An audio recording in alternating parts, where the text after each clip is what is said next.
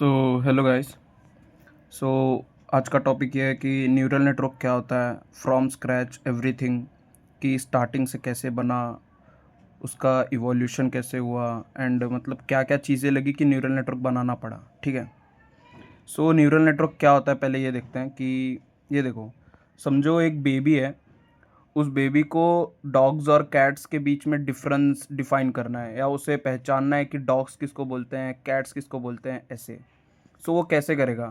पहले तो हम ही उसको दिखाते हैं कि इसको डॉग बोलते हैं, इसको कैट बोलते हैं, ऐसे ऐसे ऐसे करके उसे 25, 30, 100, 200 फ़ोटोज़ दिखाएंगे। फिर उसके बाद ऑटोमेटिकली उसका ब्रेन डेवलप हो जाता है, उसको पहचानने लगती है कि किसको डॉग्स बोलते हैं, किसको कैट्स बोलते हैं। ठीक है। सो वही चीज़ न्यूरल नेटवर्क के साथ भी होती है। न्यूरल नेटवर्क होता क्या है? Imagine it as a baby. ठीक है। जो अभी इवॉल्व नहीं हुआ है, हमें ही उसको ट्रेन करना है, हमें ही उसको सारी चीज़ें सिखानी है। सो कैसे करेंगे? तो ये देखते हैं व्हाट इज़ न्यूरल नेटवर्क। सो ये बेसिक स्ट्रक्चर होता है, अपने यूनिवर्सिटी एग्ज़ाम्स में भी बहुत पॉपुलर है, तो बना के आना न्यूरल नेटवर्क में। इसको कहते हैं हिड इनपुट लेयर, ये रहेंगे अपने प्रोसेसिंग लेयर, और ये रहता है आउटपुट लेयर। हिडन लेयर नहीं है, याद रखना। एकदम बेसिक नेटवर्क है तो हिडन लेयर नहीं आता। हिडन लेयर क्यों नहीं आता, आगे के वीडियोस में बताऊंगा। एकदम बेसिक लेयर है। इसमें होता क्या है कि ये कुछ इनपुट है। अब जैसे कि अब एक न्यूरल नेटवर्क को बताना है कि ये कैट्स का फीचर है। ठीक है।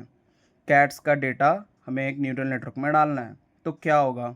अब ये x1 कुछ रिप्रेजेंट कर रहा होगा उसका फर, ये कर रहा होगा पॉइंटी ईयर्स, ये कर रहा होगा उसका शेड, कलर, जो भी चीज़ें हैं, और इसको कहते हैं weights. W1, W2, W3। Weights क्या होता है?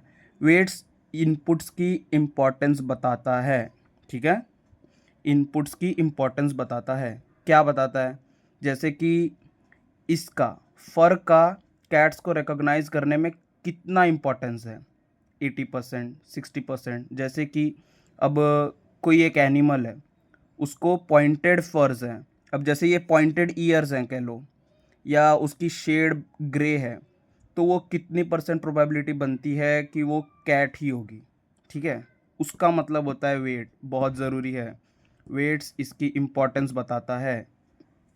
समेशन होता है। समेशन क्या होता है? x1 into W1, x2 into W2, x3 into W3।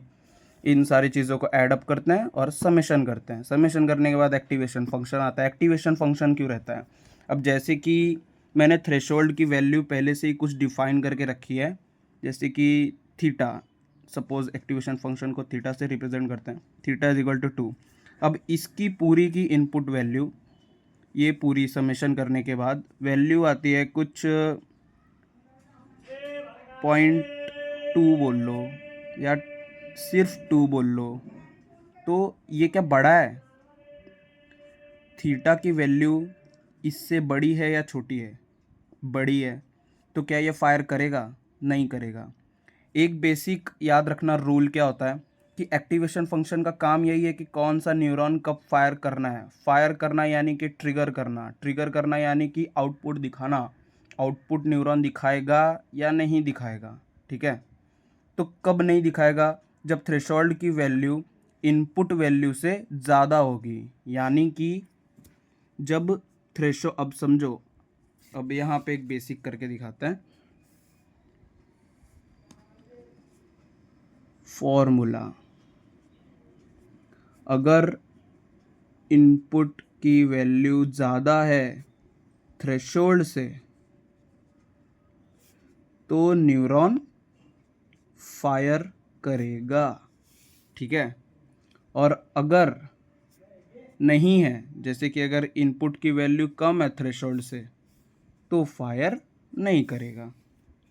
ठीक है। थ्रेशोल्ड समझ लो एक डोर स्टेप है, जैसे कि ये एक मिनिमम वैल्यू है। इतनी वैल्यू तो होनी ही चाहिए न्यूरॉन को फायर करने के लिए, इतना तो है ही नहीं। न्यूरॉन इनपुट की वैल्यू तो उससे भी कम है, तो फायर क्यों ही करेगा? ठीक है। मतलब समझ रहे हो ना कि एक्टिवेशन फंक्शन क्या होता है? न्यूरॉन को एक्टिव करना। बेसिक एक्टिवेशन फंक्शन का वर्क यही है कि न्यूरॉन को कब फायर करना है, नहीं करना है, अपने नेटवर्क को कब फायर करेंगे, कब नहीं करेंगे, वो ये चीज़ डिसाइड करती है। क्या करती है? इनपुट की सारी वैल्यू देखेगी, अपने थ्रेशोल्ड से कंपेयर करेगी, थ्रेशोल्ड से ज़्यादा होगा तो कर देगी, थ्रेशोल्ड से ज़्यादा नहीं हुआ तो नहीं करेगी, ठीक है। तो ये आउटपुट दिखा देती है, ये हमारी आउटपुट लेयर होती है। बाद में अच्छे से बताऊंगा हिडन लेयर कैसे होता है, क्या होता है, एक बेसिक स्ट्रक्चर समझ के ले लो। तो एक न्यूरॉन क्या होता है, एक न्यूरॉन एक बेसिकली एक मैथमेटिकल टाइनी यूनिट होती है। मतलब क्या कि ये एक मैथमेटिकल यूनिट है, कुछ प्रोसेस करने वाला यूनिट है। जैसे कि क्या करेगा, कुछ इनपुट लेगा, उसको प्रोसेस करेगा, उसके आउटपुट दिखा देगा। समझ रहे हो, एक इनपुट लेगा, प्रोसेस करेगा, उसकी आउटपुट दिखा देगा। ये क्या किया, इसको हमने कुछ इनपुट दिया, इसने कुछ प्रोसेस की, वेट्स अप्लाई किए, सबमिट कर दिया। ये भी वही कर रहा है, ये भी वही कर रहा है, ये भी वही कर रहा है, ये भी वही कर रहा है, और ये तो बस आउटपुट शो कर रहा है। इसके टाइमलाइन क्या है देखते हैं। तो स्टार्टिंग इसका कहाँ से हुआ, 1943 से मैकेलो पिट्स मॉडल आया बाय वॉरेन मैकेलो एंड वॉल्टर पिट्स। तो इन्होंने क्या किया, पहला मैथमेटिकल मॉडल दिया कि हमारा ह्यूमन ब्रेन मिमिक किया था, हमारे ह्यूमन ब्रेन जैसा वर्क कैसे करेगा कोई मैथमेटिकल यूनिट, ये बताने के लिए कि क्या कोई ह्यूमन ब्रेन को मिमिक कर सकते हैं, हम कंप्यूटराइज कर सकते हैं, कंप्यूटर्स में उसे शो कर सकते हैं कि कैसे एक ह्यूमन ब्रेन काम कर रहा है, वो इस मॉडल में बताया था। उसके बाद 58 का टाइम आया, 58 के टाइम परसेप्ट्रॉन मॉडल आया, ये पहला एआई न्यूरल नेटवर्क मॉडल है, ठीक है। इसने क्या किया था, कुछ इनपुट लेता था, सेम ऐसे ही कुछ इनपुट लेता था, वेट्स को मल्टीप्लाई कर लेता था, समेशन करता था, एक्टिवेशन फंक्शन के साथ चेक करता था, बायस का एक टर्म था उसको ऐड करता था, और उसके बाद आउटपुट दिखा देता था, ठीक है। अब 69 का टाइम आया, अब पॉपुलैरिटी इसकी बढ़ रही थी ना बहुत ज़्यादा, तो कुछ लोग थे जिनको जमा नहीं। अब जमा क्यों नहीं, परसेप्ट्रॉन का क्रिटिसिज्म होने लगा, उसको सब ऐसे बोलने लगे कि ये ख़राब मॉडल है। क्यों ख़राब मॉडल है, नेक्स्ट वीडियो में बताऊंगा। बेसिकली क्या होता है ना कि परसेप्ट्रॉन मॉडल जो है वो इनपुट्स लेता है अपने, कोई भी किसी भी इसमें ले सकता है। जैसे कि अब मैकेलो पिट्स जो रहता है ना, वो सिर्फ 0 और 1 में इनपुट्स लेता है, ये कोई भी डिफाइंड रेंज में ले सकता है, 0.1, 0.2, 1.1, 1.5 ऐसे। ये सिर्फ 0 और 1 में इनपुट लेता था, और इसकी आउटपुट क्या होती थी, वही कि यह चीज़ की होने की कितनी प्रोबेबिलिटी है और ये चीज़ होने की कितनी प्रोबेबिलिटी नहीं है, ऐसा। तो परसेप्ट्रॉन की क्रिटिसिज्म क्यों हुई, ये काम तो करता था। एंड अब जैसे कि अब माइक्रो प्रोसेसर तुमने पढ़ा होगा, अपना लॉजिक गेट्स, ये सारी चीज़ें तो पढ़ी होगी, जिसमें डीएलसीए तो तुमने पढ़ा ही होगा। अब डीएलसीए में क्या सीन था, ट्रूथ टेबल्स वगैरह पढ़े थे ना, ट्रूथ टेबल्स में क्या था, एंड था, और था, नॉट था, एंड नॉट, ये सारी चीज़ें। तो परसेप्ट्रॉन ना एंड पे, और पे, नैंड पे, सब पे काम करता था, एक्स और पे नहीं करता था, एक्स और पे नहीं करता था, ढंग से काम नहीं करता था। बस इसी चीज़ पे इसको ख़राब मॉडल बताया गया था इस बुक के अंदर, जिसको मिंगसे और पेपर्ट ने लिखा था। तो फिर एआई विंटर का टाइम आया था, ठीक है। याद रखना, एआई की पूरी टाइमलाइन पढ़नी पड़ेगी। अगर एआई सब्जेक्ट है तुम लोग को तुम्हारी यूनिवर्सिटी के अंदर, तो एआई की टाइमलाइन पढ़ी होगी। 1980s के टाइम पे एआई विंटर का टाइम आया था, जहाँ पे एआई को सब टालने लगे, बोले ये ख़राब चीज़ है। बट उसके बाद 90s के बाद जब डीप ब्लू आया आईबीएम का, जिसने कैस्परोव को हराया था, उसके बाद से बूम होना स्टार्ट हो गया था। तो वो सारी चीज़ें पढ़ लेना। ये अभी सेमेस्टर के लिए, मशीन लर्निंग के लिए ये बहुत बेसिक है, ये दोनों बेसिक भी है और इम्पॉर्टेंट भी है, ठीक है।